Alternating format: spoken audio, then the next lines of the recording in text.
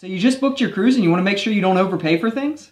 Or maybe you haven't booked yet because you calculated the cost, thought it'd be too much. In this video, we're going to cover the 5 most common things that you can do to save money on your next cruise vacation.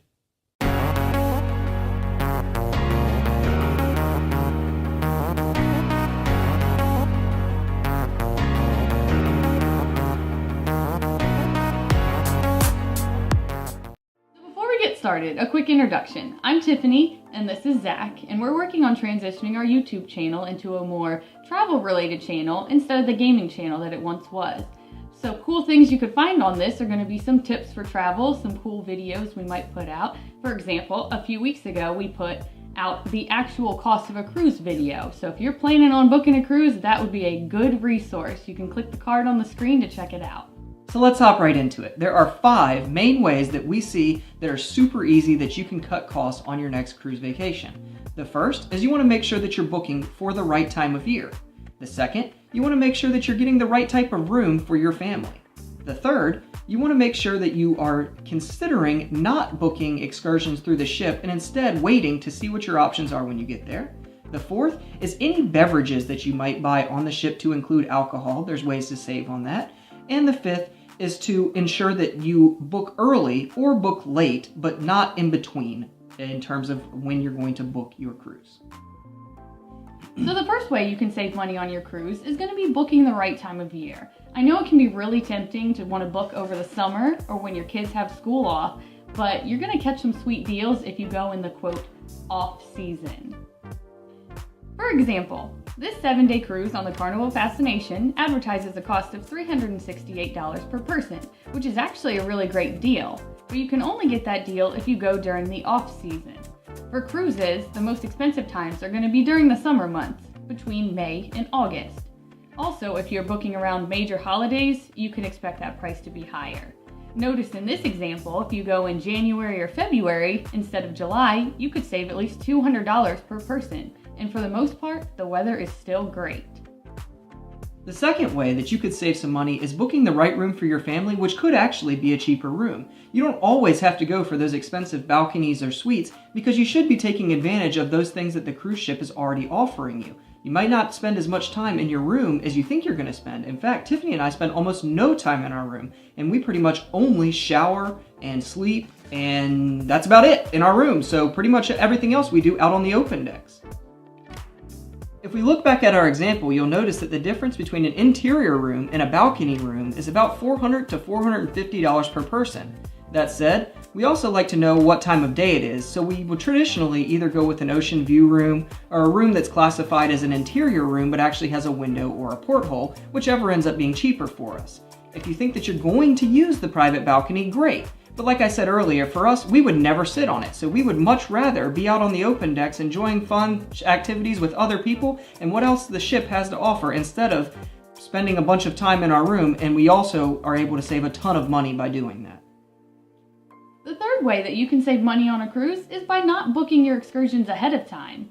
Although it is more of a risk this way, you can actually find some sweet deals by waiting until you get to the ports and seeing what the locals have to offer.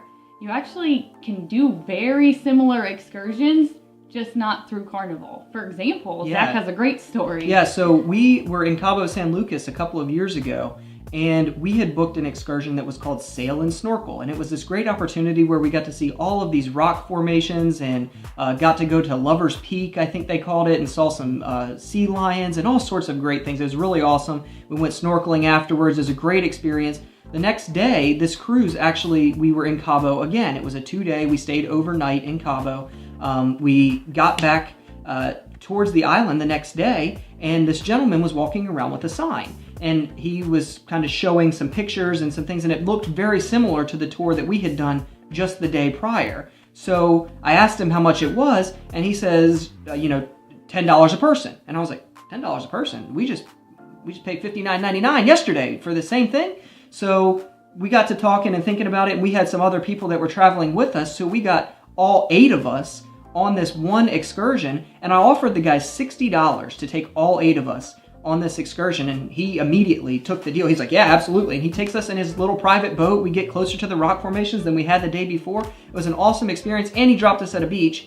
So for $60, we got a better excursion, in my opinion, than we had paid for through the cruise ship the day before, and it was roughly the same price for, 8 people as it would have been for one of us to have done the exact same excursion. So just keep that in mind, that you can really get things at a fraction of the cost sometimes and get very, very similar options.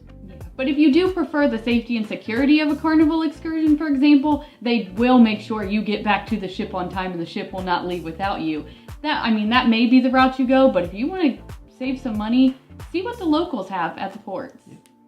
The fourth way that you can save money is on beverages. Most people don't think about how much they might actually spend on drinking on the ship, and that's to include alcohol and just traditional soft drinks. And they don't think about what those costs are going to be. One way that you can immediately save money is by ordering those drinks ahead of time to the room. So there is a slight cost reduction by doing that through the websites of these cruise companies and ordering them directly to the room, but you also save on the mandatory gratuity charge that you would end up having to pay a bar waiter otherwise. Also, the individual cruise lines have each of their all-inclusive packages where you can get all-inclusive alcohol or all-inclusive soda and coffee and things, which is a great idea, but you really need to look into how much you're actually going to drink. For some people, that could save you a ton of money if you're going to be drinking a lot of soda or a lot of alcohol. If you're not a heavy drinker of soda or alcohol, then maybe you don't want to go for those all-inclusive packages and you're better off paying on the one-off that you actually do. The fifth and final tip we're going to give you for saving money on a cruise is to either book early or book late, but not in the middle. For example, Carnival has their early saver rates that if you book a room type and the price decreases any time before the cruise, you actually can get onboard credit for that. However, you do have to check the prices yourself and request it, but that's a way you can save money right there. Also, they also have what they call the pack and go cruises that you could book just days before the cruise. Something to consider with that example, though, is last minute flight costs may outweigh the price you save on the cruise. And that about wraps up this video. Those are the 5 things that we think will save you the most money on your cruise. Do you think we forgot something that was really obvious? Leave that in the comment section below so that the people that are watching this video can also learn about other ideas that we didn't cover in this video. If you enjoyed it, make sure you leave a like, and also if you want to see other content from us, make sure you subscribe and check out our other content.